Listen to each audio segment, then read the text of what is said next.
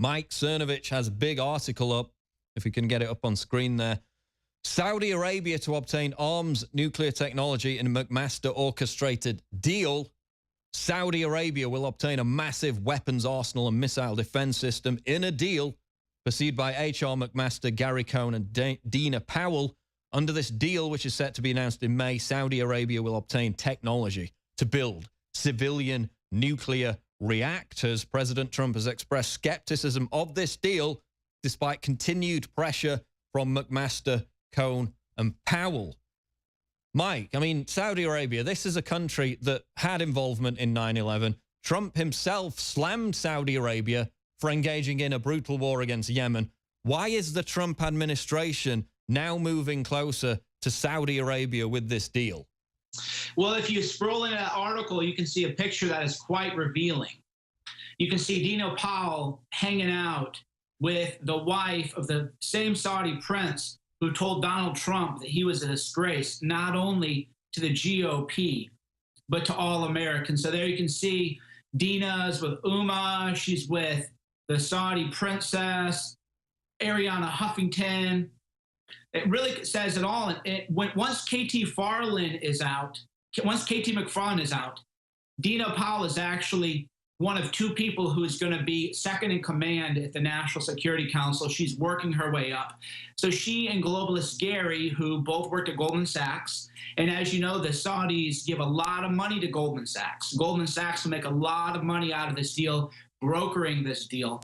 That's ultimately what this is about. It is the coup that we talked about before, where McMaster has been bringing in Goldman Sachs people, bringing in deep state people, bringing in never Trump people to take over the NSC. They worked hard to push out Bannon. Remember, Bannon was on the NSC board for a while, and they wanted to get him shuffled away. And I actually have another story, too, about what McMaster wants to do, and this is a story I haven't even had time to write up because I'm just developing it. So we can talk about the Saudi Arabia thing, and then I can break a brand new story that is in my note form because I haven't even had time to write it up yet. Go ahead. Let's break that news story right now. Tell us about it. All right, so McMaster has another plan. So as you know, McMaster wanted to do 150,000 ground troops in Syria. I reported that. People go, oh, that's fake. And then Bloomberg reports it, and they go, oh, well, Cernovich was wrong. McMaster only wants 50,000, you know, as if that changes anything, and as if, 50,000, 150, once you have boots on the ground in that number, now you're just fighting at the margins. So McMaster was rebuffed by that because Trump's people were furious about that.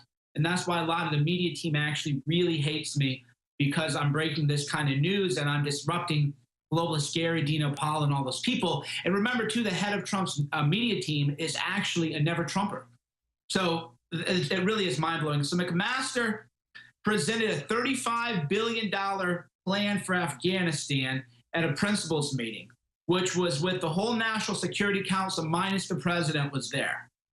McMaster wants to spend $35 billion in Afghanistan, and he faced a lot of resistance and pushback from various officials there. McMaster said, I quote, "We will create an inclusive government." This strategy has not been presented to the president because even the people at the principals meeting think McMaster is out of his mind. They're saying, what are you talking about? You want to do $35 billion in Afghanistan? What is that going to look like? Are we talking troop surges, another surge?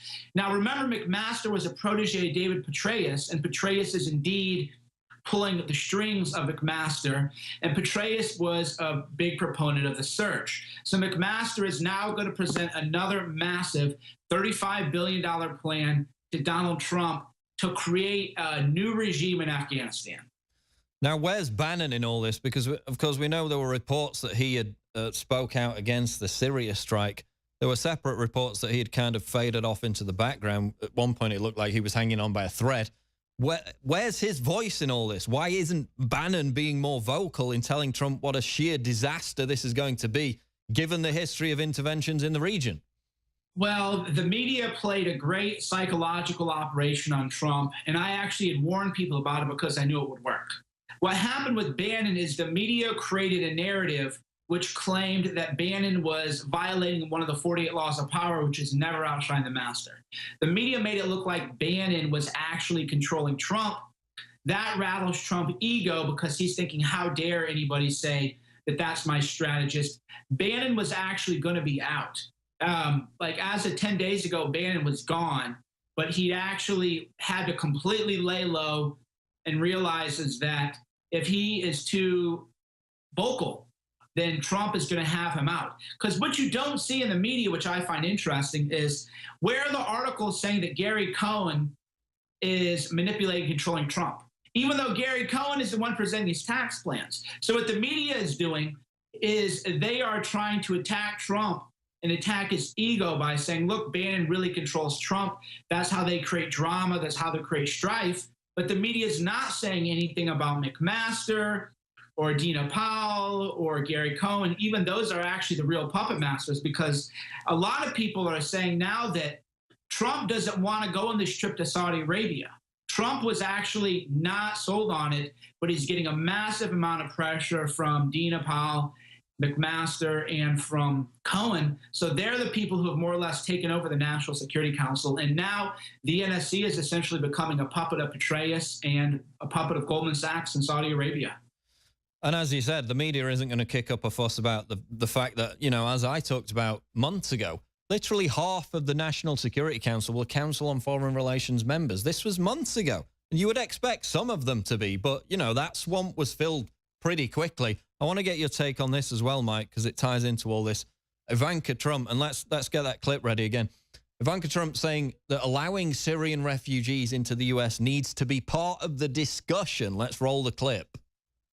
In Germany, her father's far from popular. The president's controversial travel ban, a stark contrast to Germany opening its doors to Syrian refugees. Ivanka Trump now going further than her father on whether those refugees should be let into the U.S. I think there is a global humanitarian crisis that's happening, and we have to come together and we have to solve it. And you know, does that include opening the borders to Syrian refugees in the U.S.? That has to be part of the discussion, but that's not going to be enough in and of itself. Now, Mike, she's hanging out with Angela Merkel, the pioneer of the disastrous migrant policy in Germany. She's hanging out with Christine Lagarde, you know, another globalist. She's writing op-eds in the Financial Times with the president of the World Bank. At best, she's a naive, misinformed, bleeding heart liberal. At worst, she's an actual globalist. How concerned should we be that she's become this prominent within the Trump administration, given what we just heard? Paul, this is 4D chess, and if you don't understand that this is really just 4D chess, then you just don't understand what is really going on. This is all part of the grand master plan, and anybody who can't understand that this is actually good. This actually means we won't have terrorists coming in because something, something, something, 4D chess, something, something, something. So at this point, they're running out of excuses. We've got the very people expressing the policies Americans voted against, now pushing those policies. They're the people closest to Trump. It's the elephant in the room. That's why we're concerned about it. But, you know, we've still got the proviso, at least. Hillary Clinton's not in there. Trump is still impressionable. He listens to a lot of people. Do we still have a chance to reach him and to try and drown out these globalist voices? Sure, and that's the point. I'm getting really tired of the morons. I don't mind the people who call me like a Nazi every day and lie about me. I'm so used to that. I'm tired of the morons who anytime we offer a critique or explain something, they go, oh, you're anti-Trump now. You must hate Trump. Those people are so stupid. I don't know how they ever found me. I want them to unfollow me. I don't want them watching anything because, no, that is exactly not the point. As I've said, Hillary in office would be so much fundamentally worse than the little squabbles we're having now. The big picture is Hillary isn't in. I'm happy. As you can see in that fan artwork, you're on that. Alex Jones is in there. There's Alex, Roger Stone. You're up there. You know, great people.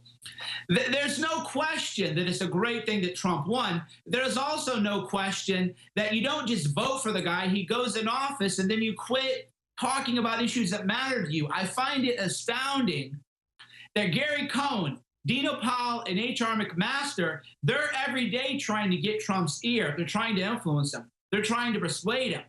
But the minute PJW, Paul the Great, Mike Cernovich, Roger Stone, Stefan Molyneux, Alex Jones, the minute any of us try to influence Trump, suddenly we're the bad guys. Suddenly we're not supposed to talk. I think, though, judging by the Twitter reaction to this Ivanka Trump thing, which was, I mean, they absolutely decimated her. The argument is beginning to shift over to our side significantly, especially with her. Maybe not with Trump directly yet, but, you know, we'll continue to try to have an influence and maintain actual consistent principles rather than being sycophants.